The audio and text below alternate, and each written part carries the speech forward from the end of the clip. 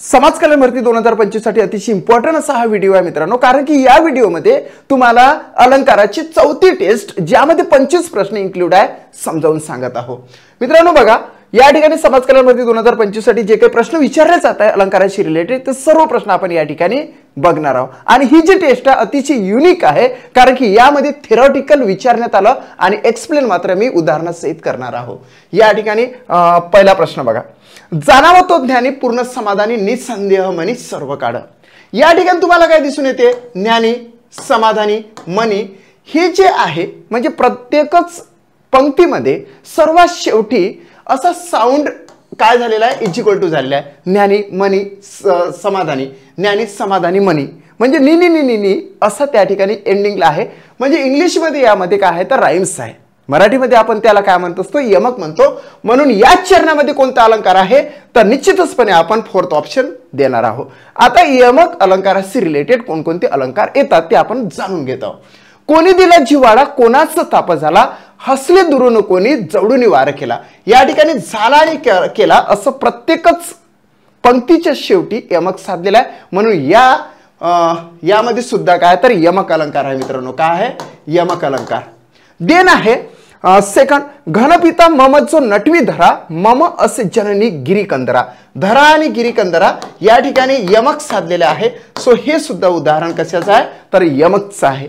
तिसरा बघा, मम सुर समस्त इच्छा दृढ निश्चय सुर समस्त असे वदले स्वय। दृढ निश्चय आणि स्वय ये आणि ये असं या ठिकाणी काय तर यमक साधलेला आहे। म्हणून हे सुद्धा उदाहरण कशाचं आहे तर यमकचं आहे। एकंदरीत आपण जे बघितलं होतं की जाणावतो ज्ञानी पूर्ण समाधानी निसंदेह मनी सर्व काळ, यामध्ये एंडिंगला राइम्स होता म्हणजे यमक आहे। यामध्ये यमक अलंकार येतो मित्रांनो। अलंकाराचे प्रकार तुम्हाला माहित असायला पाहिजे की अलंकाराचे दोनच प्रकार पडतात, एक म्हणजेच शब्द अलंकार आणि दुसरा अर्थ अलंकार। शब्द अलंकारामध्ये हा यमक येतो, कशामध्ये शब्द अलंकारामध्ये यमक येतो शब्द। सो या ठिकाणी यमक आपण बघितलेला आहे। सेकंड क्वेश्चन, जिथे कारण तिथेच कार्य घडावयास हवे, म्हणजे ज्याला काटा रुतला त्यालाच दुःख व्हायला हवे, मात्र दुःख होते कोणाले तर दुसऱ्या तिसऱ्यालाच होऊन जाते। म्हणून पण कारण एका ठिकाणी आणि त्याचे कार्य दुसऱ्या ठिकाणी असे वर्णन असते ते कोणता अलंकार होत असतो मित्रांनो। असंगती अलंकार, पर्यायुक्त अलंकार, व्याजस्तुती अलंकार की विरोधाभास अलंकार। विरोधाभास तर होणारच नाही, कारण की दोन या ठिकाणी विरुद्धार्थी शब्द पाहिजे किंवा विरुद्धार्थी घटना पाहिजे। व्याजस्तुती या ठिकाणी की व्याजस्तुतीच्या संदर्भात हे कोटेशन आलंय का नाही। मग या ठिकाणी येते असंगती अलंकार। कार्य एका ठिकाणी आणि म्हणजे कारण एका ठिकाणी आणि त्याचे कार्य जर दुसऱ्या ठिकाणी असेल तर त्या ठिकाणी होत असते असंगती अलंकार। बघूया आपण या ठिकाणी बघा, असंगती अलंकाराचं एक उदाहरण या ठिकाणी चांगल्या पद्धतीने देण्यात आलेलं आहे। कुणी कोडे माझी उकलील का, कुणी शास्त्रीय रहस्य कळविल का। म्हणजे हा खूप पझल मध्ये पडला आणि तो शास्त्री रहस्य कळवण्याच्या मागे लागलेला आहे। हृदय तुझ्या सखी दीप पाजडे प्रभामुखावरी माझ्या उजडे। म्हणजे असं काही त्याला कोडं पडलेलं आहे की हृदय तुझ्या सखी दीप पाजडे, म्हणजे त्याच्या प्रेयसीच्या हृदयामध्ये दिवा तेवत आहे आणि त्या दिव्याचं तेज मात्र याच्यावर पडत आहे। या ठिकाणी कारण एका ठिकाणी आणि कार्य जर दुसऱ्या ठिकाणी घडत असेल तर असंगती अलंकार होतो। हे या उदाहरणाच्या माध्यमातून तुम्हाला दिसून आलेलं आहे। हृदय तुझ्या सखी दीप पाजळे प्रभामुखावरी माझे उजळे। प्रेयसीच्या पायामध्ये काटा रुतला तर त्याचा दुःख त्याच्या प्रियकराला होते, तिला कमी होते पण त्याला जास्त होते। अशा प्रकारचं जर उदाहरण असेल तर त्या ठिकाणी असंगती अलंकार होत असतो। नवरत्न तू तुझं भुसिविले मनमन खुलले आतील का, म्हणजे हे उदाहरण आहे असंगती अलंकाराचं। थर्ड प्रश्न आहे, एखाद्या व्यक्तीचे प्राण्याची वस्तूची किंवा त्याच्या स्वाभाविक स्थितीची किंवा हालचालीचे यथार्थ अर्थातच हुब पण वैशिष्ट्यपूर्ण वर्णन हा एक भाषेचा अलंकार ठरतो। काय असते, एखादी व्यक्ती अशी वेधक असते, तिच्यामध्ये काहीतरी वेगळा गुण असते, वेगळी ते पर्सनॅलिटी असते। म्हणजेच मग आपण त्या व्यक्तीबद्दल काहीतरी बोलून जातो। अंतुबर्वा नावाचं एक कॅरेक्टर होतं कोकणमध्ये। त्या कॅरेक्टरच्या संदर्भात लेखकांनी खूप छान अशा पंक्ती लिहिल्या होत्या। सो अशाच पद्धतीनं ज्याचं एखाद्या व्यक्तीचं असेल किंवा एखाद्या प्राण्याचं असेल, सोबतच एखाद्या वस्तूचं सुद्धा असेल। बघा ना, आपल्या घरची बाईक असते, त्या बाईकला आपण खूप लढा लावतो आणि आपण तिच्याबद्दल काहीतरी बोलून सुद्धा जातो। म्हणून वस्तू असेल त्याच्या स्वाभाविक स्थितीची किंवा हालचालीचे, तिची स्वाभाविक स्थिती असेल किंवा हालचालीचे यथार्थ अर्थातच हुबेहूब पण वैशिष्ट्यपूर्ण वर्णन हा एक भाषेचा अलंकार ठरतो आणि त्या अलंकाराला म्हटल्या जाते स्वभावोक्ती अलंकार. काय म्हटल्या जाते? स्वभावोक्ती अलंकार. यस, या ठिकाणी यस स्वभावोक्ती अलंकाराचे उदाहरण मी तुम्हाला सांगतोय. गणपत वाणी विडी पितायतना चावायचं नुसतीच काडी. म्हणजेच काडी चावतोय आणि बिडी पितायना, म्हणजेच बिडी तुम्हाला माहित आहे वैदर्भीय भाषेमध्ये, विदर्भाच्या भाषेमध्ये बिडी म्हटल्या जाते. ओरिजिनल प्रमाण भाषेमध्ये त्याला विडी म्हटल्या जाते. विडी आणि बिडी फरक आहे. विडी हा प्रमाण भाषेमध्ये आहे, परंतु असं बिडी. गणपत वाणी विडी पिताना चावायचं नुसतीच काडी, म्हणायचं ना म्हणायचंच की ह्याच जागेवर बांधीन माडी. म्हणायचं ना म्हणायचंच की ह्याच जागेवर बांधीन माडी. मिचकावून मग उजवा डोळा, मिचकावून मग उजवा डोळा आणि उडवून डावी भिवई. भिरकावरी ती तशीच द्यायचा लकेर बेचव जैसी गवई. या ठिकाणी त्या गणपतवाणी यांच्या स्वभावाचं दर्शन या उदाहरणामधून दिसून येते मित्रा. म्हणून याला म्हणायचं स्वभावोक्ती अलंकार. दुसरं सुद्धा या ठिकाणी आहे. दुसरं काय आहे बघा. यस, पोटीच एक पद लांबविला दुजा तो, पक्षी तनु लपवी भूपतया पाहतो. टाकी उपान पदे अतिमंद ठेवी, केली विचारवरी डवर ही मानसी. एकदा नळ राजा तड्याच्या काठाने, तडे म्हणजे कासार म्हणजे तडाख, माहिती आहे तुम्हाला. त्या तड्याच्या काठाने जात असताना एक हंस निश्चित पडलेला होता. कुणीतरी त्याला दगड मारलेला असेल, कुणीतरी त्याला धनुष्यबाण मारलेला असेल आणि तो पडला होता. पडता पडता त्या नळराजाची त्या हंसावर नजर पडते आणि त्याचं वर्णन, त्या पक्ष्याचं वर्णन नळराजा अशा पद्धतीने करतात. पोटीच एक पद लांबविला दुजा तो. एक पाय हा पंखात आहे, पोटात घेतलेला आहे आणि दुसरा असा बाहेर निघालेला आहे. पक्षी तनु लपवी भूपतया पाहतो. भूप म्हणजे राजा त्यास बघत आहे. टाकी उपान पदे अतिमंद ठेवी, केली विचारवरी डवरही मनसेवी. म्हणजे त्या स्थितीचं, त्या पक्षाचं यथार्थ अर्थात हुबेहूब वर्णन, हुबेहूब मात्र वैशिष्ट्यपूर्ण वर्णन या उदाहरणामधून नळराजाने दिलेलं आहे. म्हणजेच या पोटीचं एक पद लांबविला दुजा तो, पक्षी तनु लपवी भूपतया पाहतो. टाकी उपान पदे अतिमंद ठेवी, केली विचार वरी डवरही मौनसेवी. यामध्ये आहे मित्रांनो कोणता अलंकार? तर स्वभावोक्ती अलंकार. आणखी एक बघूया आपण. काय असतं? युद्ध होते. एक देश दुसऱ्या देशावर तुटून पडतो, दुसरा देश त्या देशावर तुटून पडतो. त्या युद्धानं कोणाचंही भलं होत नाही. असाच प्रत्येक मनुष्याला, प्रत्येक प्राण्याला त्याच्यावर पडत असते. एकदा एक पारवा म्हणजेच कबूतर एका धर्मशाळेच्या त्या एका खांबावर बसलेला असते आणि तो त्या धर्मशाळेकडे बघते, कारण की ती धर्मशाळा त्या युद्धामध्ये पडलेली असते. भिंत खचली कलथून खांब गेला, जुनी पडकी उद्ध्वस्त धर्मशाळा. तिच्या कौलारी बसूनी पारवा तो, खिन्न निरस एकांत गीत गातो. त्याला खूप दुःख झालेलं आहे. एकेकाळी हीच धर्मशाला लोक यायचे आणि तो बघायचा, तो पारवा, तो कबूतर, परंतु आता ती धर्मशालाच राहिली नाही. सो त्या धर्मशालेच्या माध्यमातून त्या युद्धाची झालेली जे काही नासाडी आहे त्याचं वर्णन या ठिकाणातून दिसून येते. म्हणून या प्रकारच्या वर्णनामध्ये कशाचं कोणता अलंकार आहे? तर स्वभावोक्ती अलंकार आहे. त्या ठिकाणी सांगण्यात आलेलं आहे मित्रांनो. व्यक्तीचं असेल, पक्षाचं असेल, प्राण्याचं असेल किंवा वस्तूचं असेल, यथार्थ अर्थात हुबेहूब पण वैशिष्ट्यपूर्ण वर्णन ज्या ठिकाणी ज्या काव्यपंक्तीमध्ये दिलेलं असेल तर त्यामध्ये स्वभावोक्ती अलंकार असतो. या ठिकाणी स्वभावोक्ती अलंकार आहे. यस, पुढे जाऊया आपण.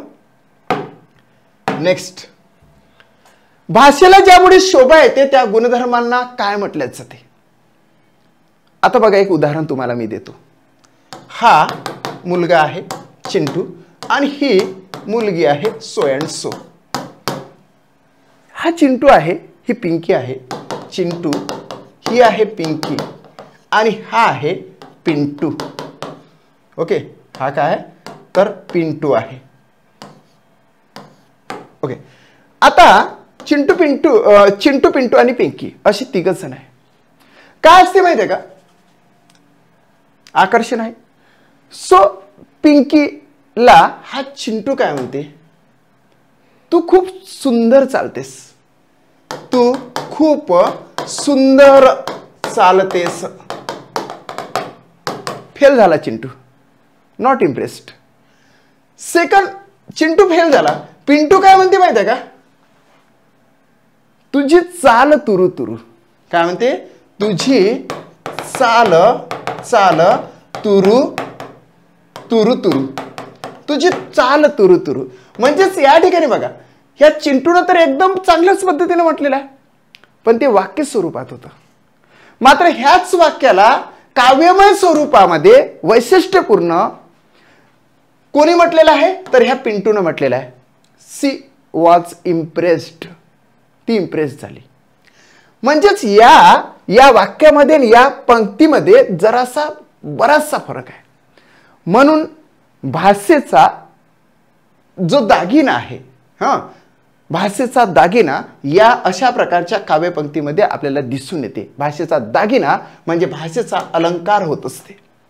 मित्रांनो तुम्ही बघा, रत्न हिरे जडित जरी हार घातला श्रीमंतांनी तरी सुद्धा तो तेवढा इफेक्टिव्ह दिसत नाही. मात्र जंगलामध्ये राहणाऱ्या, आपल्या जंगलाची देव म्हणून सेवा करणाऱ्या एका आदिवासी मुलीच्या कानामध्ये, कानामध्ये जर कडुलिंबाचे ते पानं जे असतात त्याला असं पानं तोडून टाकल्यानंतर ती जी काडी राहते छोटीशी, त्याला अशी गुंपत अशी गोल करून ते कानामध्ये टाकते ती मुलगी, या कानामध्ये टाकते. नंतर तो शेवटचा जो पार्ट असते त्या छोट्याशा पानं तुटून गेल्यानंतर तो शेवटचा पार्ट त्याला कट करते आणि आपल्या नाकामध्ये टाकते. किती सुंदर दिसणार रे ती. म्हणजे रत्नजडित हार घातल्यापेक्षाही ती मुलगी मला तरी वाटते उठून दिसणार आहे की नाही. तुम्ही बघा ना, लहानपणी बाबडीचं झाड आहे, बाबडीच्या झाडाची फुलं तुम्ही बघितले का. बाबडीच्या झाडाची फुलं हे रंगीबेरंगी असतात, सुंदर ते फुलं लागलेले असतात. एकदा बघा, काट्यामध्ये ते फुले असतात म्हणून तुम्हाला कदाचित दिसत नसेल.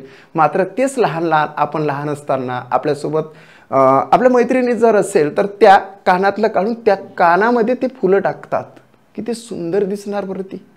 म्हणजेच जसा दागिना असतो, जसा मीच सांगितलेला जो दागिना आहे तसाच भाषेचा सुद्धा एक दागिना आहे. मित्रांनो, भाषेला ज्यामुळे शोभा येते त्या गुणधर्मांना म्हटल्या जाते भाषेचे अलंकार. हे तुम्हाला माहीतच आहे. ओके, चला पुढे जाऊ आपण. 5वा प्रश्न, एकच शब्द वाक्यात अथवा काव्यपंक्तीत 2 भिन्न अर्थाने वापरला जातो. एकच शब्द असतो, तो काव्यपंक्तीत 2 भिन्न अर्थाने वापरला जातो व त्यामुळे त्या वाक्याचे अथवा काव्यपंक्तीचे 2 भिन्न अर्थ निघतात. काय वसंतराव, सुपारी लागते का. हो लागते ना. मग लागते तर का खाता. लागते या शब्दाचे 2 अर्थ आहे. लागते या शब्दाचे 2 अर्थ झाले. एक म्हणजे लागते म्हणजे हवी असणे, दुसरा म्हणजे लागते म्हणजे भोवळीने, आहे की नाही. म्हणजे या प्रकारचा एकच शब्द आहे, मात्र काव्यपंक्तीत त्याचे 2 भिन्न अर्थांनी वापर झालेला आहे आणि त्यामुळे त्या वाक्याचे अथवा काव्यपंक्तीचे 2 भिन्न अर्थ प्रत्ययास येतात आणि जी शब्द चमत्कृती साधली जाते त्याच कोणता अलंकार म्हटले जाते तर त्याला म्हटले जाते मित्रांनो श्लेष अलंकार. आणि श्लेष या अलंकाराचे 2 प्रकार पडतात. एक येतो सभंग श्लेष अलंकार आणि दुसरा येतो अभंग श्लेष अलंकार आणि एक शब्द श्लेष सुद्धा अलंकार असतो. ठीक आहे, म्हणजेच आन्सर आहे आपल्याला 3rd. मित्रांनो, या ठिकाणी मी तुम्हाला सांगू इच्छितो की जो श्लेष अलंकार आहे त्याचे वेगवेगळे उदाहरण आपण बघत आहोत. गोविंदराव आणि वसंतराव यांच्यामधलं संभाषण आहे. गोविंदराव वसंतरावांना काय म्हणतात ते बघा. काय वसंतराव, हो काय वसंतराव, तुम्हाला सुपारी लागते का. वसंतराव निश्चितच म्हणणार आहे हो हो लागते ना. मग गोविंदराव पुन्हा म्हणते जर लागते तर का खाता. म्हणजे या ठिकाणी लागते आणि लागते याचा अर्थ वेगळा आहे. हा जो लागते आहे तर हा आहे हवी असणे आणि हा जो आहे तर भुवळेने किंवा चक्करेने. असं येतं, भोवळ भोवळ म्हणतो ना आपण त्याला. हे सर्व श्लेष अलंकाराचं उदाहरण आहे, हे पहिलं. आता दुसरं उदाहरण बघा. श्रीकृष्ण नवरा मी नवरी. श्रीकृष्ण नवरा मी नवरी. शिशुपाल नवरा मी नवरी. आता ह्या ठिकाणी हा नवरी जे आहे ते वधू आहे. काय आहे? वधू आहे, वधू. आणि हे जे नवरी आहे याला थोडस स्प्लिट केलं तर त्याच्यामधून लग्न न करणे, लग्न न करणे, लग्न न करणे म्हणजेच एकाच शब्दामधून दोन अर्थ अभिप्रेत झालेले आहे, म्हणून त्याला म्हटलं जाते श्लेष अलंकार. बरोबर. तिसरा बघा या ठिकाणी, तिसरं पण मी तुम्हाला सांगतोय. आता बघा या ठिकाणी, ओके कळलं? येस. या ठिकाणी हा, कुस्करू नका हे सुमने, जरी वास नसे तिळ यास, तरी तुम्हास अर्पले सुमने. मित्रांनो या ठिकाणी तुम्हाला काय दिसून येते?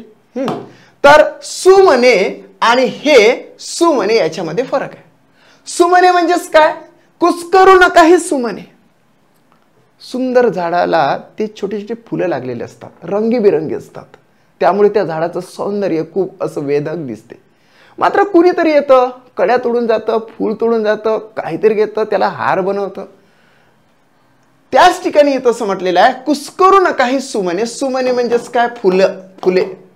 जरी वास नसे तिळे असं, तरी तुम्हास अर्पिले सुमने. सुमने म्हणजेच आपलं मन, आपलं सुंदर मन, आपलं सुंदर मन. या ठिकाणी दोन अर्थ आहेत सुमने आणि सुमने मध्ये. म्हणजेच एकाच शब्द दोन अर्थांनी जर वापरला असेल तर श्लेष अलंकार होते. काय होते? श्लेष अलंकार होते. हे या ठिकाणी तुम्हाला सांगत आहोत. त्यानंतरचं आणखी हे बघा, हे तिसरं उदाहरण झालं. आता चौथं उदाहरण या ठिकाणी आहे. हे मेघा तू सर्वांना जीवन देतोस. या ठिकाणी हा जो जीवन शब्द आहे याच्यातून आणखी एक जीवन शब्द निघतोय, तो म्हणजेच असा जीवन. हा जीवन म्हणजे होते पाणी, सॉरी असं पाणी लिहावं लागेल, पाणी जल. आणि हे जीवन म्हणजे होते आयुष्य. या एकाच शब्दातून दोन अर्थ अभिप्रेत होतात. हे मेघा तू सर्वांना जीवन देतो. जीवन म्हणजे पाणी तर देतोस, आणि पाणी पाणी पाणी पाणी पाणी नंतर ते जीवनच झालं, शेवटी आयुष्यच झालं. ओके. म्हणून या ठिकाणी सुद्धा श्लेष अलंकार होतो. त्यानंतर पाचवं या ठिकाणी आहे, ते शीतलोपचारे जागी झाली, हळूच मग बोले, औषध न लगे मजला, परसुनी माता बरे म्हणून डोले. ओके. हा या ठिकाणी येणार नाही. हा या ठिकाणी येणार नाही, सॉरी. आपण आणखी एक हे या ठिकाणी घेऊया. हा या ठिकाणी बघा, महत्वाचं असं आहे. हा ठीक आहे. बघा या ठिकाणी हा नका घेऊ. हा ठीक आहे, हा पण घेऊया.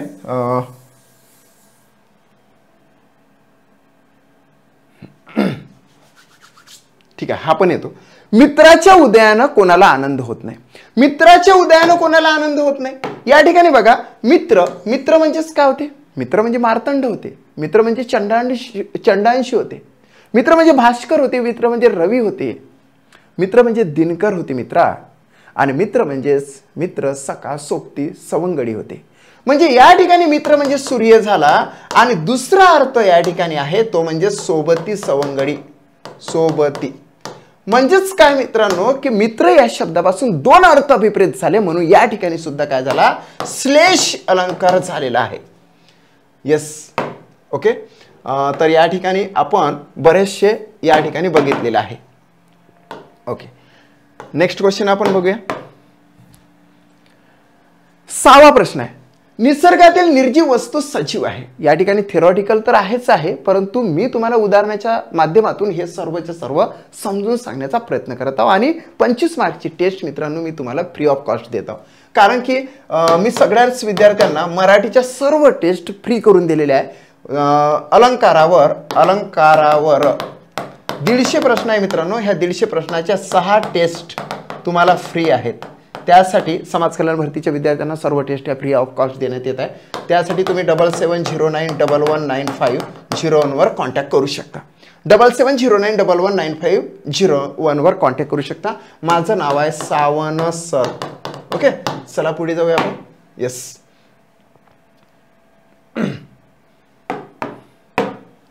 आता बघा या ठिकाणी निसर्गातील निर्जीव वस्तू सजीव आहे. निसर्गातील निर्जीव वस्तू सजीव आहे अशी कल्पना करून त्या मनुष्याप्रमाणे वागतात किंवा कृती करतात असे जिथे वर्णन असते तिथे कोणता अलंकार असतो?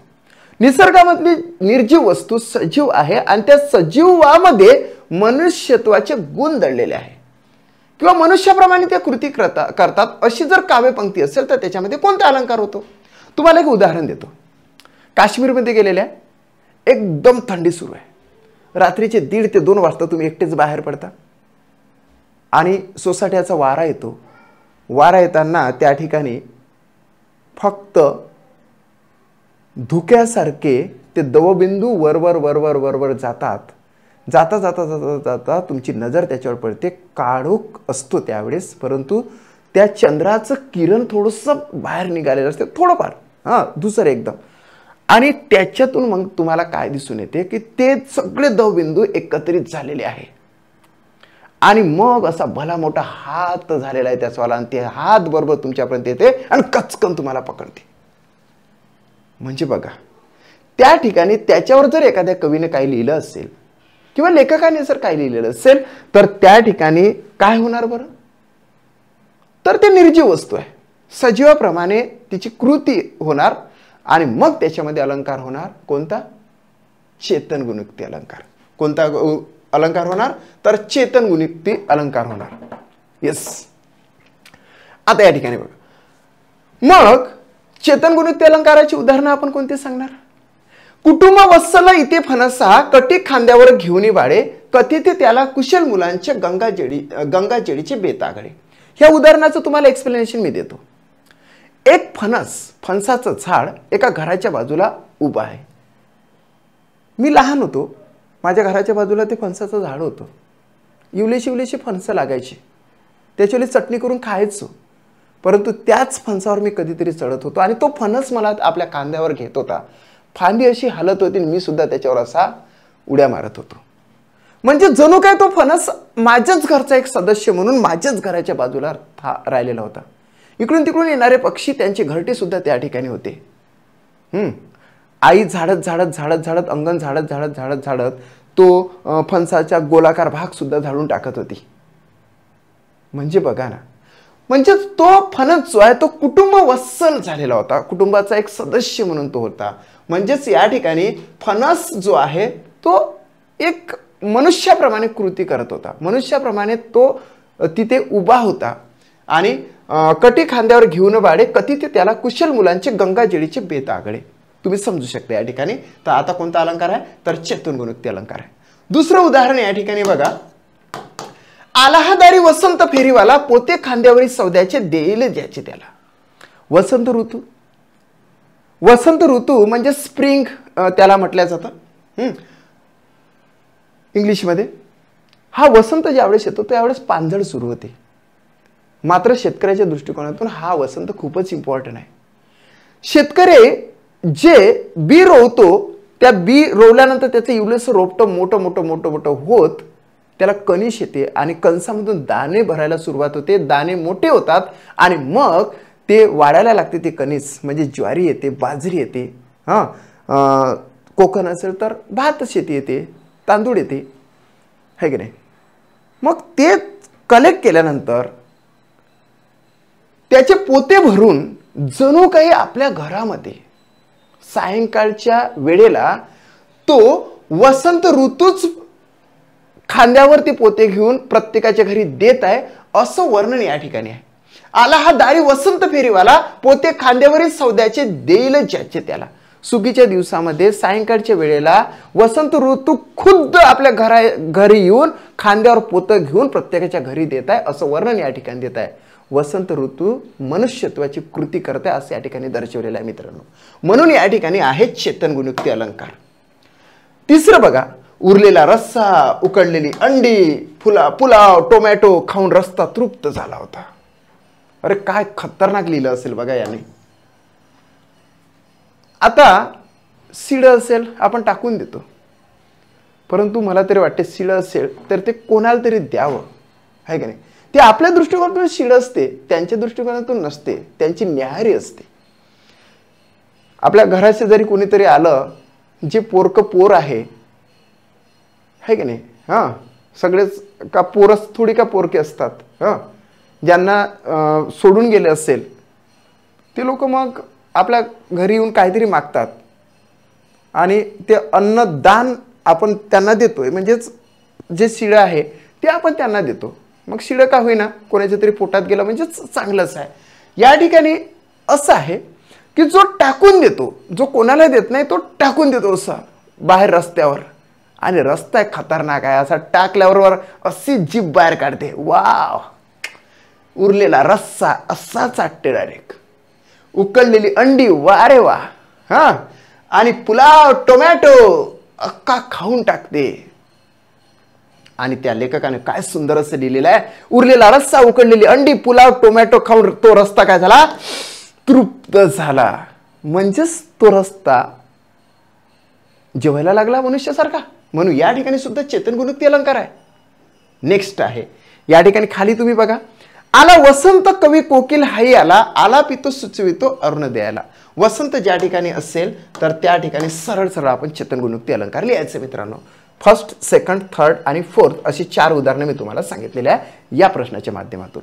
नेक्स्ट प्रश्न आहे, एखाद्या वाक्यात किंवा कवितेच्या चरणात एकाच अक्षराची पुनरावृत्ती होऊन, अक्षराची पुनरावृत्ती होऊन म्हणजे रिपिटेशन होऊन त्याच्या नादामुळे जेव्हा सौंदर्य प्राप्त होते तेव्हा कोणता अलंकार होत असतो? तुम्हाला माहितच आहे, अनुप्रास अलंकार होते. यस, आपण उदाहरण बघूया अनुप्रास अलंकाराचे. पेटविले पाशानं पठारावरती शिवबानी, गळ्यामध्ये गरिबाच्या गाजे संतांची वाणी. अरे पेटविले पाशानं पठारावरती शिवबानी, गळ्यामध्ये गरिबाच्या गाजे संतांची वाणी. प प प प प प प प प प प ग ग ग ग ग ग ग ग ग म्हणजेच प पासून एक प्रकारे नाद निर्माण झाला आणि त्या नादामुळे सौंदर्य प्राप्त झालं या काव्यपंक्तीला. म्हणून या काव्यपंक्तीमध्ये अनुप्रास अलंकार होतो. सोबतच खाली सुद्धा गळ्यामध्ये गरिबाच्या गाजे संतांची वाणी, ग मुळे काय झालेलं आहे तर एक प्रकारे नाद निर्माण होऊन ते नादमयता सौंदर्यामध्ये परिवर्तित झालेले आहे. म्हणून या ठिकाणी सुद्धा अनुप्रास अलंकार होतो. पहिलं उदाहरण तुम्हाला सांगितलं आहे. दुसरं उदाहरण बघा, दामोदर दास दे अनुमोदन ही हरवाया नवरी. दामोदर दास दे अनुमोदन ही हरवाया नवरी, दादास देव दावी दार करीती स्वय सदैव वरी. या ठिकाणी the the the the the the the the पासून काय आलेलं आहे, एक प्रकारे नाद निर्माण झालेला आहे. म्हणून या ठिकाणी सुद्धा काय येतो मित्रांनो तर द पासून नाद निर्माण झालेला आहे. म्हणून यामध्ये सुद्धा अनुप्रास अलंकार निर्माण होतो. त्यानंतर तिसरं बघा, रजत नील ताम्र नील स्थिरपल जलपल सलील. रजत नील ताम्र नील स्थिरपल जलपल सलील, हिरव्या तटी नावाचा कृष्ण मेळ खेळे.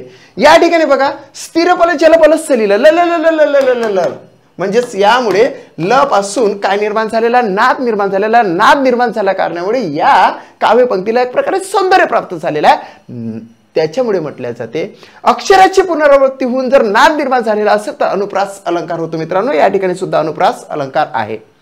त्यानंतरच आहे चौथं उदाहरण, गडद निळे जलद भरून आले. गडद निळे जलद भरून आले, शीतल तनु चपल चरण अनिल गण निघाले. शीतल तनु चपल चरण अनिल गण निघाले. या ठिकाणी गडद गडद या ठिकाणी सुद्धा काय होतो तर अनुप्रासच अलंकार होतो. या ठिकाणी जलद, जलद म्हणजे काय होते तर ढग होते. जल म्हणजे पाणी आणि द म्हणजे देणारा. सामासिक जर विग्रह त्याचा केला तर पाणी देणारा असा ढग होतो, बरोबर की नाही. पाणी देणारा काय असते ढग. उपपद समासाच्या दृष्टिकोनातून सांगायचं झाल्यास यामध्ये काय असते तर उपपद तत्पुरुष समासाचं हे उदाहरण आहे जलद. अनिल गण निघाले. यस, अनिल म्हणजे तुम्हाला माहितच आहे वारा होते.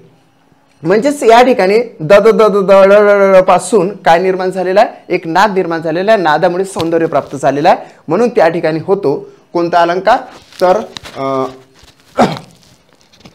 अनुप्रास अलंकार.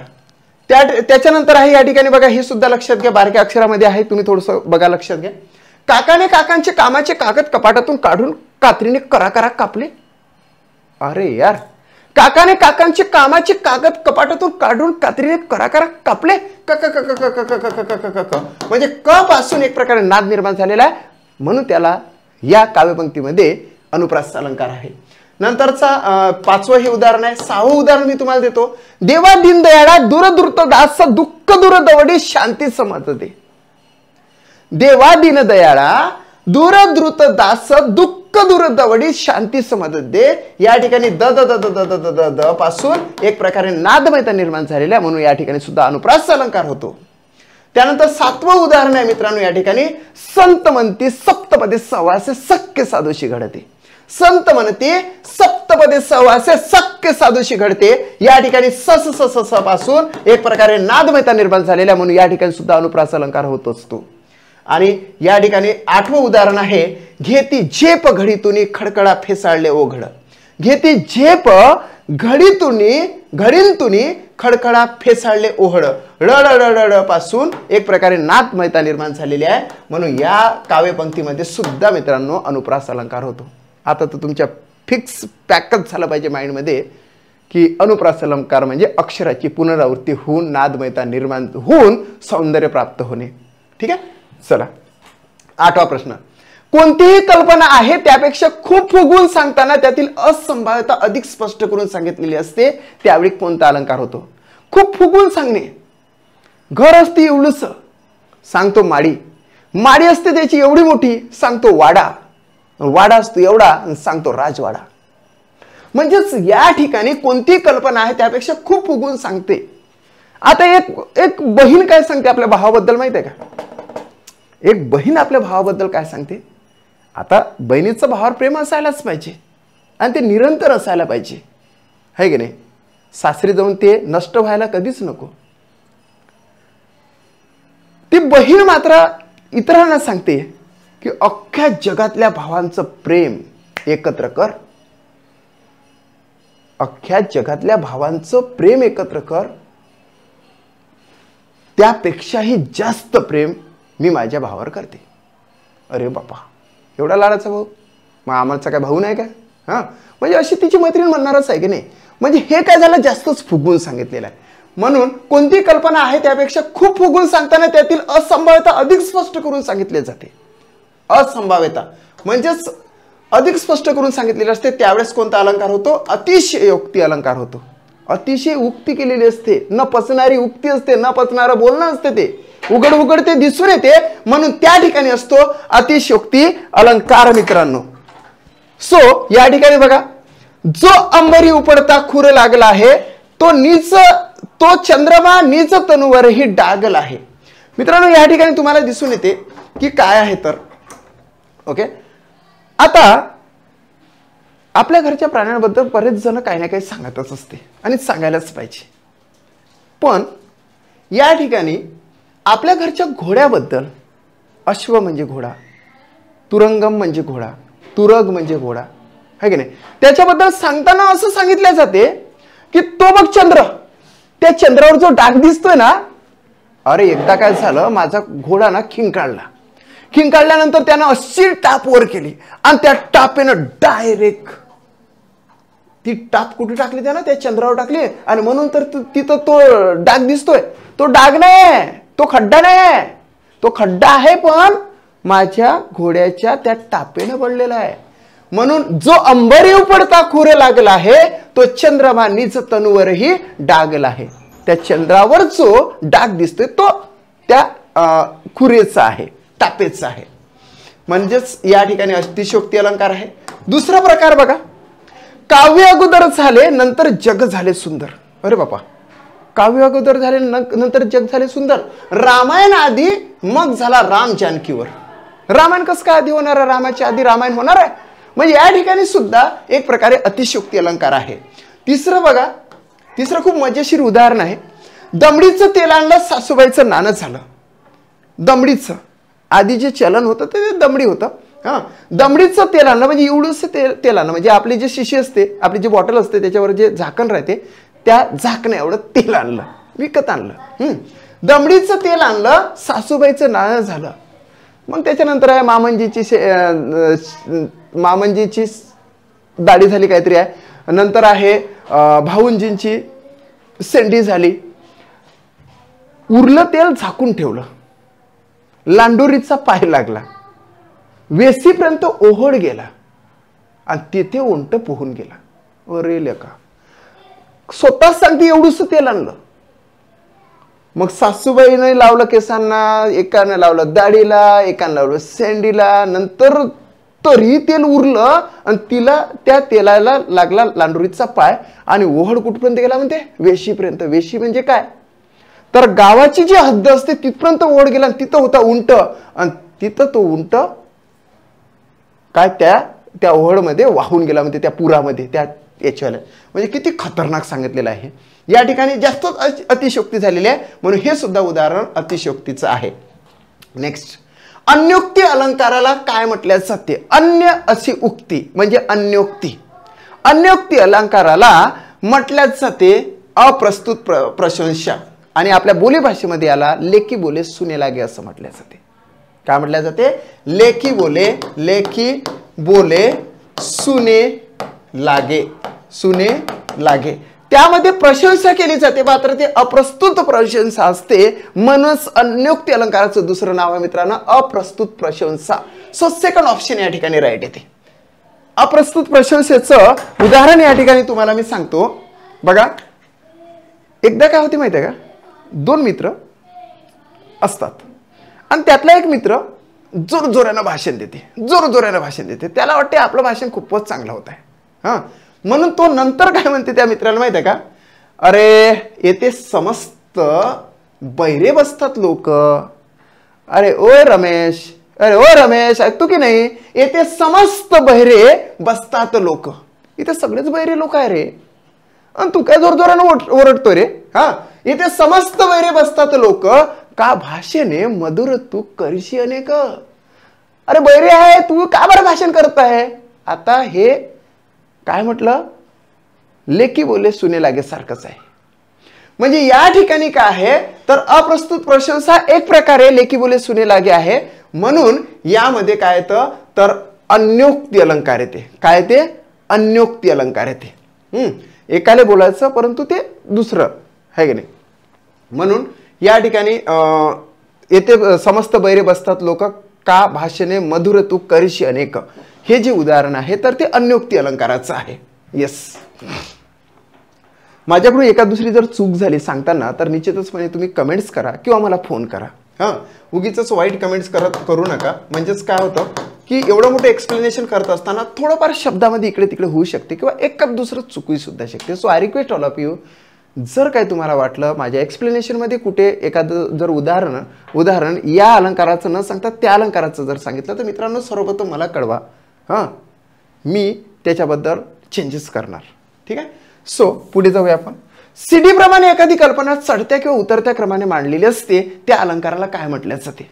सीडी प्रमाणे म्हणजे ही जी सीडी आहे या लॅडर प्रमाणे जर एखादी कल्पना चढत्या म्हणजेच हे असेंडिंग ऑर्डरने आणि किंवा उतरत्या क्रमाने जर मांडली असेल तर त्याला मराठीमध्ये कोणता अलंकार म्हटले जाते? तर आन्सर आहे मित्रांनो सार अलंकार. त्याची उदाहरण आपण बघूया. सार अलंकाराची दोन उदाहरणं मी या ठिकाणी दिलेली आहे, 2-4 असेल. वाट तरी सरळ कुठे पांदी तरी सारी, त्यातून तर आज रात्र अंधारी भारी आणि बैल कसल्याही बुसते आवाजा, किरकिरती रात किडे झाले तिन्ही सांजा. संध्याकाळी एका पाननीमधून पानंद म्हटल्या जाते किंवा पांधन म्हटल्या जाते विदर्भाच्या भाषेमध्ये, ते अरुंद रस्ता असतो. त्या संध्याकाळी अगदी म्हणजेच समजून चला 12 वाजताच्या दरम्यान एक बैलगाडी घेऊन एक व्यक्ती निघालेला असतो. तो पुढे जातो. असे काळोख पडलेला असतो, जास्त घनघोर काळोख होतो. मग ती वाटे सुद्धा अशी वेडेवाकडी असते, तिथून तो जात असतो. म्हणून वाट तरी सरळ कुठे पांदी तरी सारी. आता ती वाट काही सरळ नाही, त्यातून तर आज रात्र अंधारी भारी. ती वाटे सरळ नाही लेखाची आणि त्यात तर रात्र अंधारी पण आहे, अमावस्येची रात्र आहे आणि बैल कसल्याही बुसते आवाजा. मग काय होते माहिती का, ती बैलगाडी पुढे जाते आणि मग खुडकून आवाज येते. ते बैल असं बघते, तिकडून मग चक चक चक चक चक चक चक असा आवाज येते. तो दुसरा बैल दुसऱ्या डोळ्याने इकडे बघते, नंतर आणखी पुढे जाते. साप साप साप गेल्याचा आवाज जातो.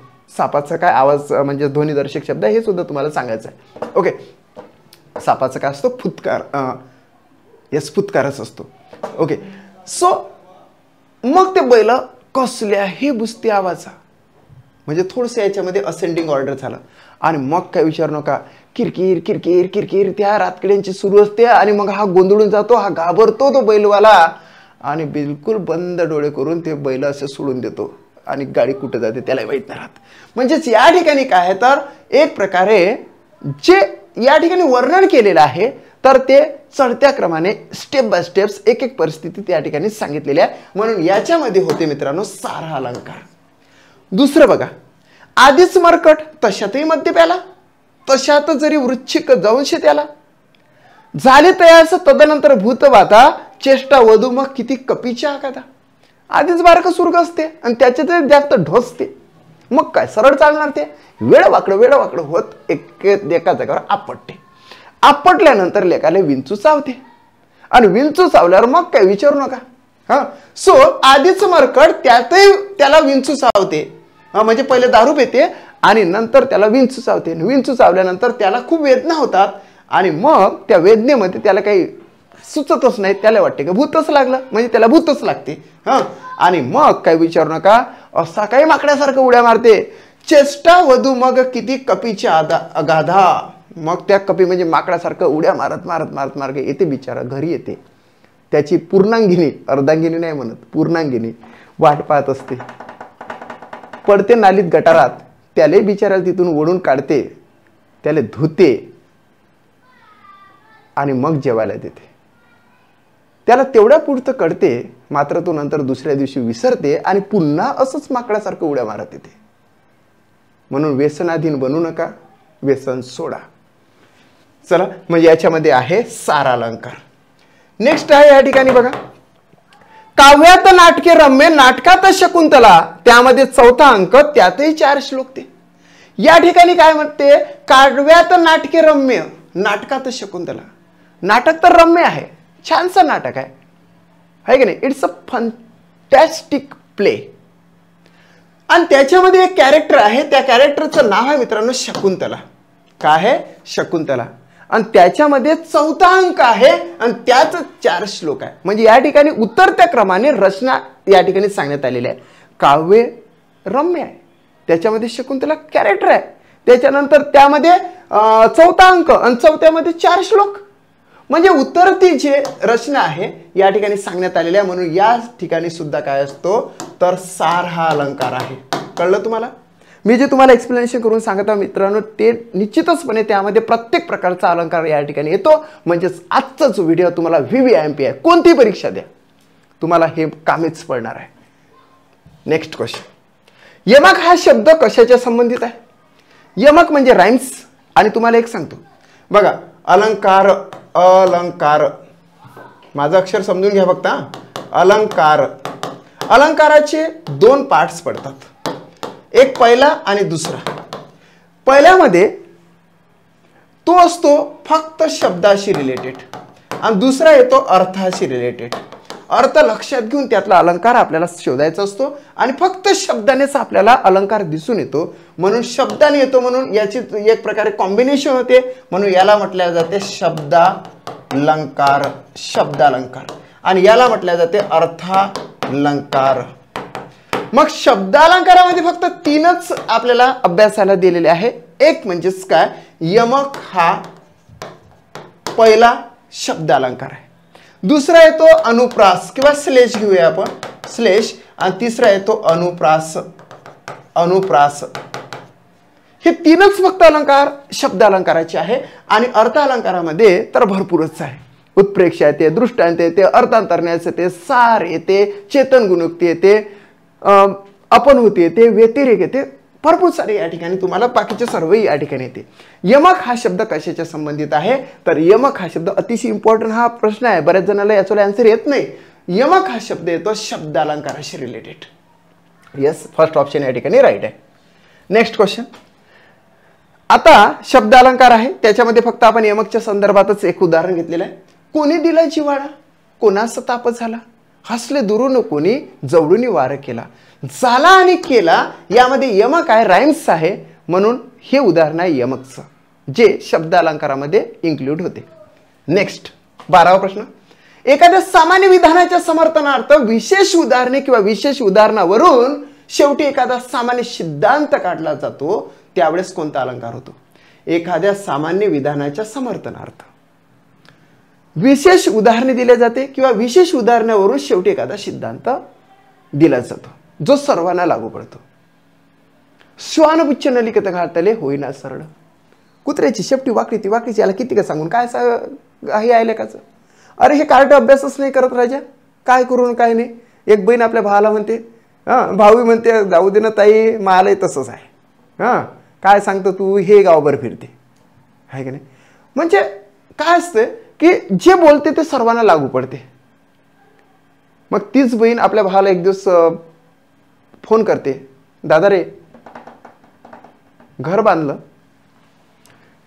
पण आता पाऊस पण लागणार आहे जून जुलैला. घराला खिडक्याच नाही, दारं पण बसवायची आहे, 10,000 देतं का? पण भाऊ कामास येत नाही. कठीण समय येता कोण कामास येतो या ठिकाणी सांगण्यात आलेलं आहे. म्हणून एक प्रकारे एखादं सामान्य म्हणजे उदाहरण आणि त्या उदाहरणावरून सामान्य सिद्धांत सर्वांना लागू पडेल असं असेल तर त्यामध्ये असतो मित्रांनो अर्थांतरण्यास अलंकार. आणि दोन गोष्टी लक्षात ठेवा, अर्थांतरण्यास व्हर्सेस दृष्टांत. अर्थांतरण्यास व्हर्सेस दृष्टांत. ज्या ठिकाणी सामान्य सिद्धांत असेल तर त्या ठिकाणी अर्थांतरण्यास अलंकार असतो. आणि ज्या ठिकाणी एखादी गोष्ट पटवून देण्यासाठी फक्त उदाहरण दिलेलं असेल तर त्या ठिकाणी दृष्टांत अलंकार होतो. हा फक्त डिफरन्स तुम्ही लक्षात घ्या. या ठिकाणी येते अर्थांतरण्यास अलंकार. बोध खलासन रुचे अहिमुखी दुग्ध होय गरल, श्वानपुच्छ नलिकेत घातले होईना सरळ. अरे त्याला काय सांगतो रे का, अबे काही सांगून काहीच फायदा नाही. ते पोट्ट ना गेलं वाया. त्याला काही पाजलं ना तर या अही सारखा आहे. अही म्हणजे सर्प, अही म्हणजे सर्प, सर्प म्हणजे भुजंग आहे की नाही, याच्यासारखं आहे. त्याच्या तोंडामध्ये, सापाच्या तोंडामध्ये दूध जरी टाकलं ना तर त्याचा गरल म्हणजे विष होते. गरल म्हणजे विषच होते. तसं हे आहे. याला काही सांगण्याला गेले काहीच फरक नाही पडत, काहीच फरक नाही पडत. आम्ही पूर्ण उपाय करून चुकलो दादा, काही फरक नाही पडत याले. सो श्वानपुच्छ नलिकेत घातले होईना सरळ. याची परिस्थिती याच्यासारखी आहे. श्वानपुच्छ नलिकेत घातले होईना सरळ. कुत्र्याची शेपटी वाकडी ती वाकडीच. आता ऐकेन, नंतर उद्या विसरेन आणि उद्या तसंच करेन हे कार्ट. म्हणजेच या ठिकाणी हा काय तर अर्थांतरण्यास अलंकार या ठिकाणी आहे. दुसरं बघा, अत्युच्चपदी थोरही बिघडतो हा बोल आहे खरा.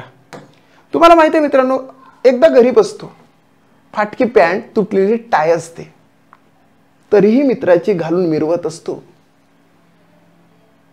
पण परफॉर्मन्स देते, लोकांना आवडते, रातोरात तो व्हायरल होतो, एक मोठासा यूट्यूबर ठरतो आणि त्याचे व्हिडिओ चालतात आणि नंतर मग त्याला पैसाच पैसा येतो.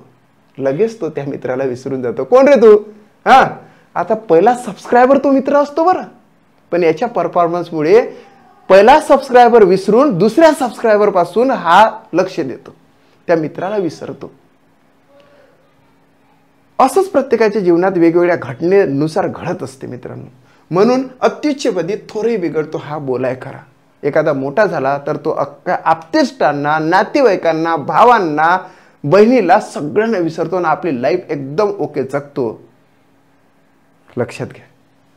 तिसरं बघा, तदितर खग भेने वेगळाले पडाले, उपवन जल केलीचे कराया मिळाले, स्वजन गवसला जो त्यास पाशी नसेतो, कठीण समय येता कोण कामास येतो. या ठिकाणी खाली आहे कठीण समय येता कोण कामास येतो. कोणीच येत नाही कठीण समय जर आला तर. आपलंच आपल्याला निभावावं लागते भाऊ. म्हणून थोडंसं सांगतो की 99% इतरांवर विश्वास ठेवा, 1% मात्र रिझर्व ठेवा. 100% विश्वास कोणावर ठेवू नका, कारण कठीण समय येता कोणीच कामास येत नाही. कठीण समय येता कोण कामास येतो. येतो तो म्हणजे मित्र. येतो तो म्हणजेच मित्र. मित्र हा वनव्यात गारव्यासारखा असला पाहिजे. तुम्ही कविता ऐकलेली आहे. सो या ठिकाणी सुद्धा कठीण समय येता कोण कामास येतो हा एक सिद्धांतच आहे जो सर्वांना लागू पडतो. श्वानपुच्छ नलिकेत घातले होईना सरळ, हे सुद्धा एक सिद्धांत दाखल आहे. आणि अत्युच्चपदी थोर बिघडतो, मोठा झाल्यावर सगळेजण बिघडतात असं नाही, परंतु अपवादात्मक असतात हे. म्हणून हे तीनही ठिकाणी काय तर अर्थांतरण्यास अलंकार आहे. आता हा तर प्रश्न तुम्ही पाठच करून ठेवा, बऱ्याचदा विचारलेला असतो. साधर्म्यावर आधारित आणि वैधर्म्यावर आधारित असे भेद कोणत्या अलंकारावर पडतात? साधर्म्यावर आधारित आणि वैधर्म्यावर आधारित असे भेद, फरक कोणत्या अलंकारात असते? तर आन्सर आहे मित्रांनो दृष्टांत अलंकार.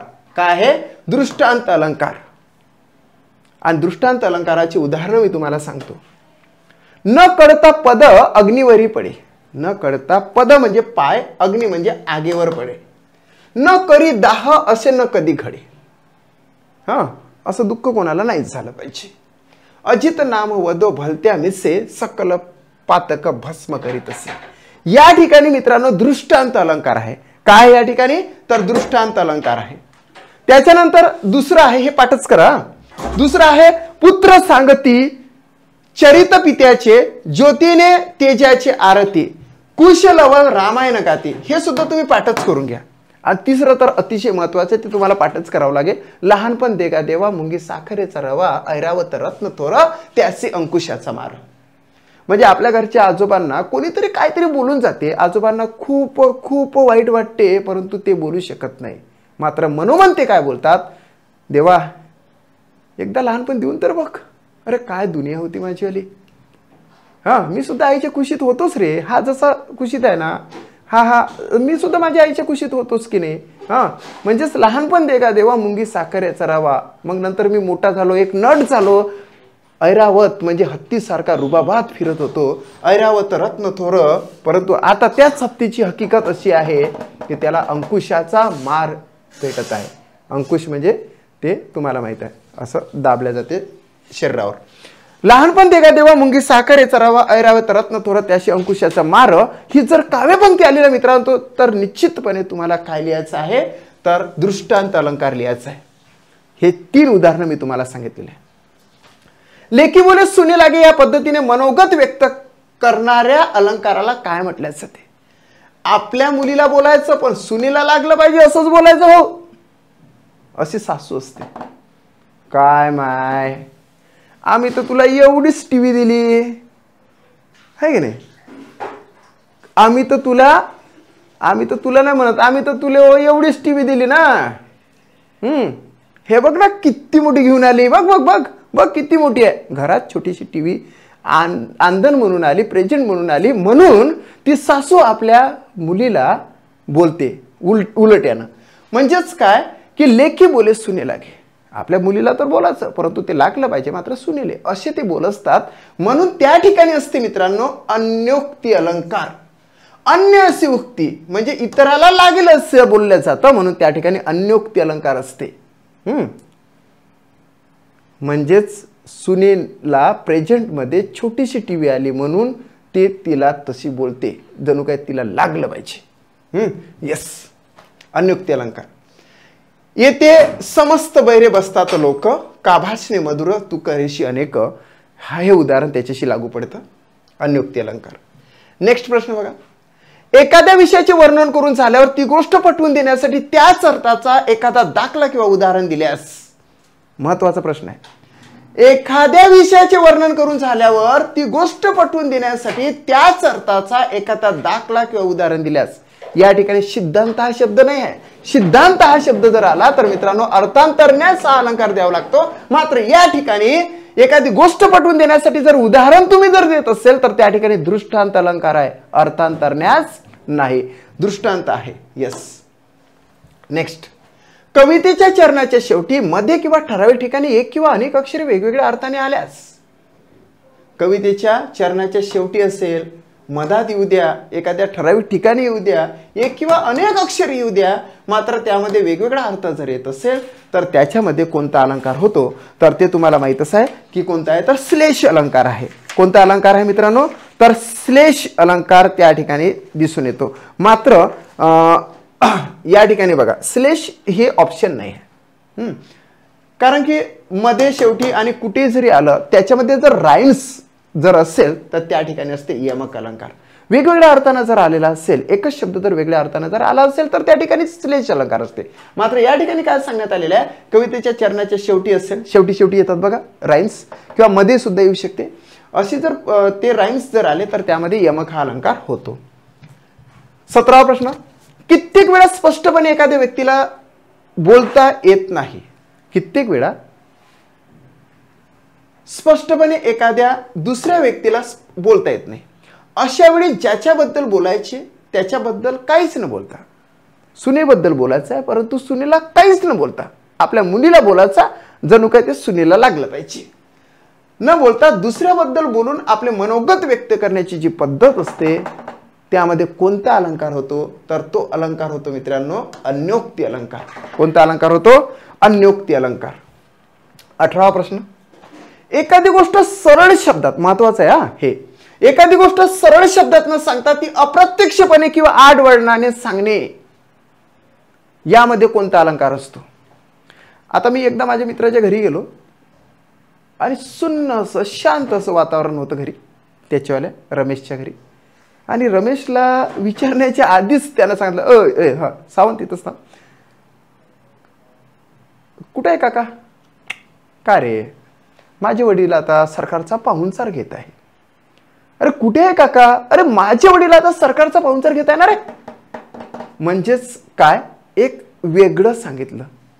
एखादी गोष्ट सरळ शब्दात न सांगता ती अप्रत्यक्षपणे किंवा आडवळणारे सांगण्याची जी पद्धत आहे त्याला म्हटलं जाते पर्यायोक्त अलंकार, म्हणजे पर्यायी युक्ती असते ते. सो सेकंड ऑप्शन या ठिकाणी राईट आहे. एखादी दुःखद बातमी असेल, आपल्या घरात शेजारी जर एखादा व्यक्ती खूप काही दारू पित असेल, आपल्या गावामध्ये त्याला प्रत्येक जण वाईट म्हणत असेल, आपण कदाचित केव्हा तरी त्याला वाईट म्हटलेलंच असेल, परंतु तो जर खूप दूर गेल्यानंतर एखाद्या कॉलनीमध्ये तुम्हाला दिसला आणि तो तिथे पडून जर दिसला तर सर्वात आधी तुम्हीच धावत जाणार त्याला उचलण्यासाठी, कारण तो तुमच्या गावचा आहे. मुंबईला कुठे कुठे कलकत्त्याला कुठे जर दिसला तर, जिथे तुम्ही राहायला आहात. मग अशा वेळी तो दारूमुळे त्याचा जे काही पार्ट्स आहे ते बेकार झाले आणि तो निघून गेला त्या क्षणाला.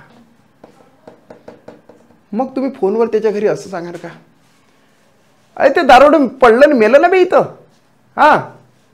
ओय राम्या त्या बाप मेला इथं, असं म्हणणार का? नाही.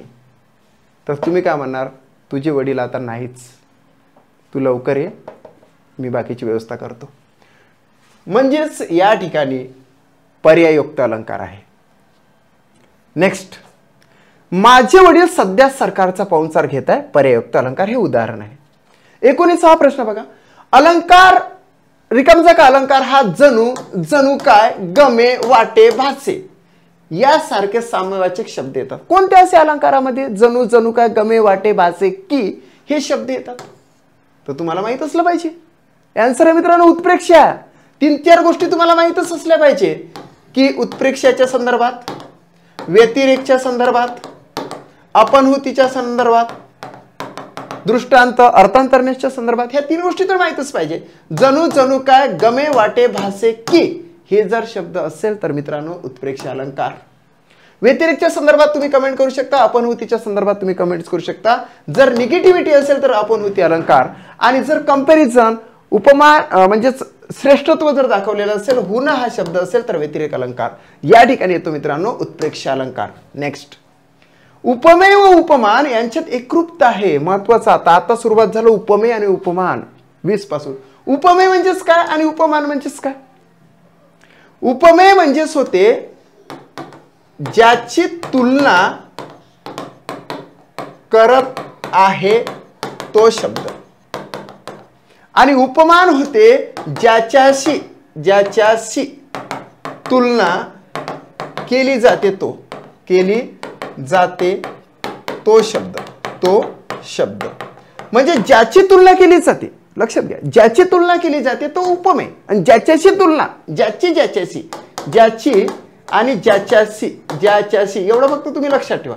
ज्याची तुलना केली जाते ते उपमेय, ज्याच्याशी तुलना केली जाते ते उपमान. यांच्यात एकरूपता आहे, म्हणजे इज इक्वल टू आहे, दोन्ही सारखेच आहे, ते भिन्न नाही, ते एकमेकांपासून वेगळे नाही. उपमेय आणि उपमान सारखंच आहे. अशा वेळेस कोणता अलंकार होतो? तर होतो मित्रांनो रूपकता, म्हणजे रूपक अलंकार. 4th नंबरचा ऑप्शन राईट आहे. या ठिकाणी बघा, सारे जग ही एक रंगभूमीच आहे, सारे जग ही एक रंगभूमीच आहे. जग आणि रंगभूमी, सर्व जग ही रंगभूमीच आहे. उपमेय आणि उपमानामध्ये इज इक्वल टू आहे म्हणून या ठिकाणी येतं रूपक अलंकार. नेक्स्ट 21वा प्रश्न आहे उपमेय आणि उपमानाच्या संदर्भात. उपमेय म्हणजेच काय, ज्याची तुलना केली जाते ते, आणि उपमान म्हणजेच काय, ज्याच्याशी तुलना केली जाते ते. उपमेय हे उपमानापेक्षा श्रेष्ठ आहे. उपमेय हे उपमानापेक्षा श्रेष्ठ आहे. हे बघा ग्रेटर दॅन आहे. असे वर्णन ज्या ठिकाणी असेल त्या ठिकाणी कोणता अलंकार होत असतो, तर त्या ठिकाणी येते ऊन किंवा हुनने ते श्रेष्ठत्व दाखवलेलं असते. हुनने. सो व्यतिरेक अलंकार होत असतो. उपमेय हे उपमानापेक्षा श्रेष्ठ आहे. उपमेय हे उपमानापेक्षा श्रेष्ठ आहे. त्यामध्ये कोणता अलंकार होतो, तर व्यतिरेक अलंकार होतो. आणि त्याचे उदाहरण आहे अमृताहुनी गोड नाम तुझे देवा. अमृताहुनी गोड नाम तुझे देवा. उपमेय हे उपमानापेक्षा श्रेष्ठ आहे. नाम या ठिकाणी काय आहे, तर उपमेय आहे. आणि अमृत काय आहे, तर उपमान आहे. नामाची तुलना अमृताशी केली म्हणून या ठिकाणी नाम इज ग्रेटर दॅन अमृत. उपमेय हे उपमानापेक्षा श्रेष्ठ दाखवण्यात आलेले आहे म्हणून या पंक्तीमध्ये व्यतिरेक अलंकार होतो. आणि हुन शब्द बघायचा केव्हा, हुन किंवा हुनी शब्द त्याच्यावरून डायरेक्ट म्हणायचं ट्रिक्स नुसार व्यतिरेक अलंकार. हे झालं पहिलं. दुसऱ्यामध्ये बघा, तू माऊली हुनी मयाड. काय सांगितलेलं आहे, तू माऊली हुनी मयाड, चंद्राहुनी शीतळ, पाण्याहुनी पातळ, कल्लोळ प्रेमाचा. तू माऊली हुनी मयाड आहे, चंद्राहुनी शीतळ आहे, पाण्याहुनी पातळ आहे, कल्लोळ प्रेमाचा. काय तुझे प्रेम, कारण की तू माऊलीहुनी मायाड आहे, माझी आईपेक्षा मायाड आहे, मायाडू आहे, चंद्राहुनी शीतल आहे, पाण्याहुनी पातळ आहे, पाण्यापेक्षा तू पातळ आहेस. म्हणजेच हुन हुन हुन हे आलेलं आहे म्हणून या ठिकाणी व्यतिरेक अलंकार म्हणायचं. तिसरं बघा, मऊ मेनाहुनी आम्ही विष्णुदास, कठीण वज्रास भेदू ऐसे. मऊ मेनाहुनी, हुनी शब्द आलेला आहे व्यतिरेक अलंकार. त्याच्यानंतर चौथा उदाहरण आहे, कामधेनूच्या दुग्धाहुनी ही ओज हिजे बलवान. हुनी शब्द आलेले आहे म्हणून या ठिकाणी येतं व्यतिरेक अलंकार. हे 4 उदाहरण मी तुम्हाला सांगितलेले आहे. नेक्स्ट 22वा प्रश्न आहे, उपमेयाचा निषेध करून उपमेयाचा निषेध करून ते उपमानच आहे. उपमेय म्हणजेच काय, ज्याची तुलना केली जाते तो शब्द. उपमान म्हणजेच काय, ज्याच्याशी तुलना केली जाते तो शब्द. या ठिकाणी उपमेयाचा निषेध आहे. नाहीच नोहेच निगेटिव्हिटी, नाहीच नोहेच म्हणजेच निगेटिव्हिटी जर ज्या ठिकाणी दर्शवलेली असेल त्या ठिकाणी असते मित्रांनो अपनहुती अलंकार. अप म्हणजे नाहीच. सो थर्ड ऑप्शन या ठिकाणी राईट आहे. अपनहुती अलंकाराची एकंदरीत 1 2 3 4 5 6 उदाहरणं मी या ठिकाणी तुम्हाला देतो. पहिल्या या ठिकाणी बघा, न हे नयन पाकल्या उमळल्या सूरजातील, न हे वदन चंद्रमा शर्दीचा गमे केवढ. हे डोळे नाही, हे डोळे नाहीच. न हे नयन तर काय आहे, तर त्या सरोजातील पाकळ्या जणू उमललेल्या आहे. हे डोळे नाहीच. डोळे नाहीच म्हणजेच हे नयन म्हणजे उपमेय आहे, हे उपमेय नाहीच. तर त्याची तुलना कशाची केलेली आहे, सरोज म्हणजे कमळाच्या पाकळ्यांची केलेली आहे. हे डोळे नाही, तर हे काय, तर जणू काही त्या सरोजाच्या उमरलेल्या पाकळ्याच आहे. म्हणजेच या ठिकाणी सरोजाच्या उमरलेल्या पाकळ्या हे काय झालं, तर उपमान झालं. उपमेयाचा निषेध करून हे उपमेय आहे, नयनाची तुलना केलेली आहे, याचा निषेध करून उपमानाचं श्रेष्ठ आहे म्हणून या ठिकाणी मित्रांनो अपनहुती अलंकार. एवढं लक्षात नका ठेवू, मात्र एकच लक्षात ठेवा, न हे अपनहुती अलंकार. दुसरं उदाहरण बघा, आई म्हणून कोणी आईचा हाक मारी, ती हाक एकानी मज होई शोककारी. नोहेच हाक माते मारी कुणी कुठारी. तुम्हाला मी एक्सप्लेन केलेलंच आहे की आईपासून दुरावलेल्या मुलाला आपल्या आईची हाक येते, मात्र क्षणभरामध्ये त्याला लक्षात येते की माझी आईची असा आवाज नाही. बिचारा पुन्हा हुरमुसून बसतोय. ते पोरगच ते जत्रे यात्रेमध्ये हरवलेलं. सो नोहेच हा शब्द निगेटिव्हिटी दर्शवते म्हणून या ठिकाणी येतो अपनहुती अलंकार. तिसरा प्रकार हे बघा, ओठ कशाचे, अरे देठची फुलल्या पारिजातकाची. काय सुंदर ओठ आहे त्या बाळाची. माझ्या बाळाची एवढे सुंदर ओठ आहे ना. ओठ कशाचे? अरे ओठ कशाचे? देठची फुलल्या पारिजातकाची. पारिजातकाच्या फुलाप्रमाणे ते माझ्यावाल्या बाळाचे ओठ आहे. म्हणजे ओठ हे उपमेय आहे, परंतु उपमेयाचा निषेध केला आणि पारिजातकाच्या फुलाला म्हणजे उपमेयाला श्रेष्ठत्व प्राप्त, उपमानाला श्रेष्ठत्व प्राप्त करून दिला. म्हणून या ठिकाणी काय आहे तर या ठिकाणी तुम्हाला शब्द दिसत नाही तो निगेटिव्ह आला, परंतु अर्थ याच्यातला लक्षात घेताना असा दिसून येतो की हे ओठ नाही.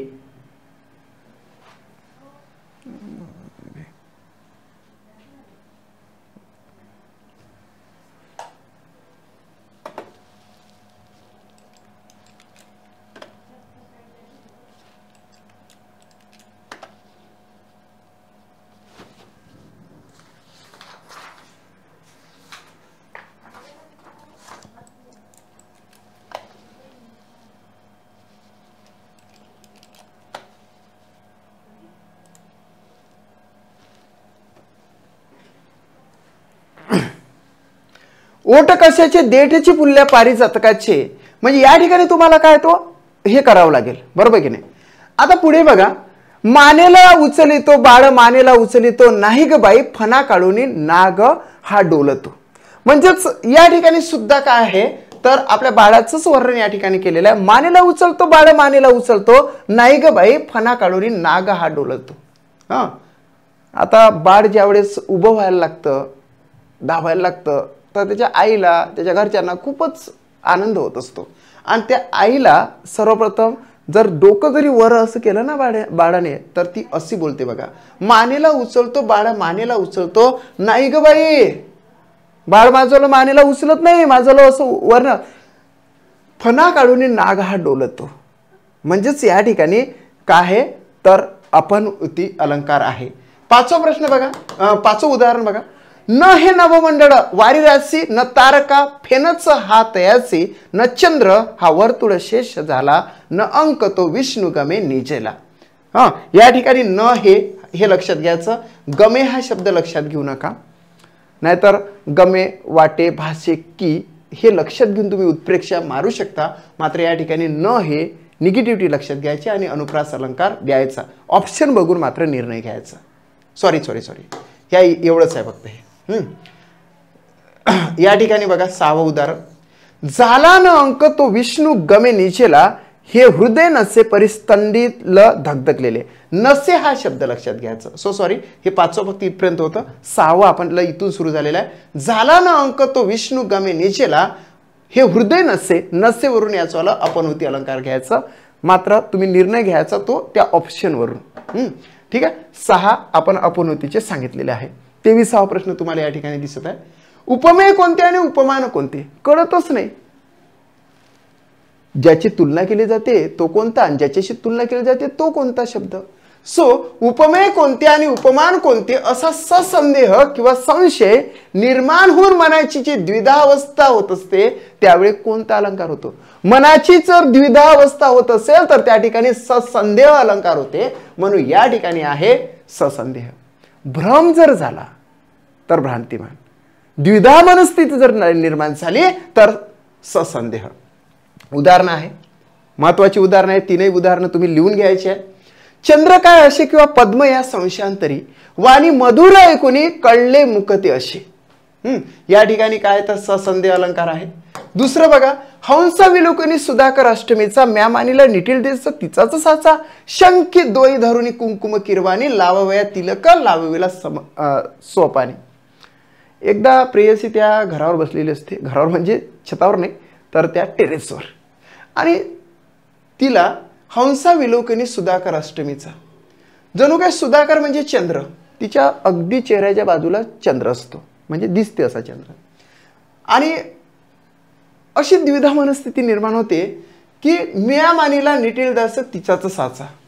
मला असं वाटलं की तो चंद्र म्हणजे तिथं चेहरा आहे, चेहरा म्हणजे चंद्र आहे. सरळ सरळ आपल्या भाषेमध्ये सांगतोय. शंकी दोई धरुनी कुंकुम किरवानी, लावावया तिलक लांबविला सोपानी. मग काय, तिच्या कपाळाला टीका लावायचा असतो म्हणजे राजाला. शंख द्वयी धरुनी म्हणजे हातात शंख पकडून कुंकुम घेते म्हणजे कुंकू घेते आणि असं लावायला जाते. पण द्विधा मनस्थिती झालेली असते. चंद्रावर लावू चेहऱ्यावर लाव, चंद्रावर लावू चेहऱ्यावर लाव, म्हणजे अशी द्विधा मनस्थिती झालेली असते. लावावया तिलक लांबवेला सोपाने, म्हणजे स्वतःचा हात लाव हे झालेले असते. म्हणजेच त्या चेहऱ्याला कुंकू लावू की त्या चंद्राला लावू, अशी द्विधा मनस्थिती निर्माण झालेली आहे. म्हणून या ठिकाणी ससंधी अलंकार, ससंधी द्विधा मनस्थिती, द्विधा मनस्थिती. Okay, yes. आता तिसरा आहे, कोणता मानू चंद्रमा, भूवरीचा की नभीचा? अरे कोणता मानू चंद्रमा, या भूवरीचा की तो आकाशातला? चंद्र कोणता, वदन कोणते, शशांक मुख की मुख शशांक ते, निवडतील निवडत न जाणते, निवडतील निवडत जाणते, मानी परी मन सुखद संभ्रमा, मानू चंद्रमा कोणता? हा तर लयच द्विधा मनस्थितीमध्ये गेलेला आहे. चंद्र हिला मानू की त्याला मानू आकाशातल्याला, अशा द्विधा मनस्थितीमध्ये तो प्रियकर, तो राजा पडलेला आहे. म्हणून या ठिकाणी होते ससंधी अलंकार. नेक्स्ट क्वेश्चन, उपमेय हे जणू उपमानच आहे असे जिथे वर्णिलेले असते तिथे कोणता अलंकार होतो?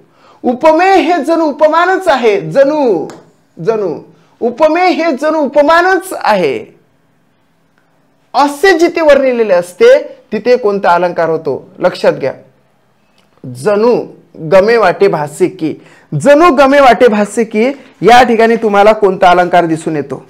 ओके, जणू गमे वाटे भासे की या ठिकाणी तुम्हाला कोणता अलंकार दिसणार? रूपक दिसतो का, अर्थांतरणे दिसतो, उत्प्रेक्षा दिसतो की अपनोती? अपनोती मध्ये निगेटिव्हिटी असते.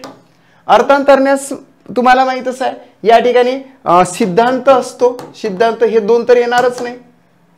मग प्रश्न आहे, रूपक इज इक्वल टू आहे की उत्प्रेक्षा? मित्रांनो या ठिकाणी येतो उत्प्रेक्षा, कारण की जणू जर म्हटलं तर सरळ सरळ आपल्याला घ्यायचं आहे काय? उत्प्रेक्षा. उपमेय हे जणू उपमानच आहे, जणू गमे वाटे भासे की हे जर असेल तर उत्प्रेक्षा अलंकार. आता या ठिकाणी उदाहरण आहे 1 2 3 4 आणि 5 उदाहरणं मी तुम्हाला देतोय. बघा, मी तुम्हाला सांगितलं की घरच्या प्राण्यांबद्दल आपण सांगतोच काय ना काही इतरांना. मग एका घरी एक कॉक कोंबडा असतो आणि त्या कोंबड्याचं वर्णन बघा कशा पद्धतीने केलेलं आहे. किती माझा कोंबडा मजेदार, अरे बघ ना किती कोंबडा मजेदार आहे, किती सुंदरसा चालतो, कसा रुबाबानं दिसतोय बघ.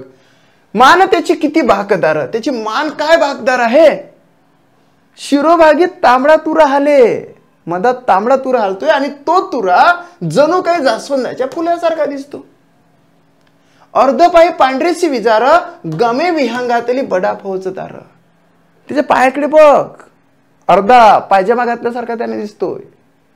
अर्धपायी पांढरीशी विजार आणि त्याच्यामुळे तो त्या विहंगातील म्हणजे पक्ष्यांच्या थव्यामधला मोठासा फौजदार दिसतो.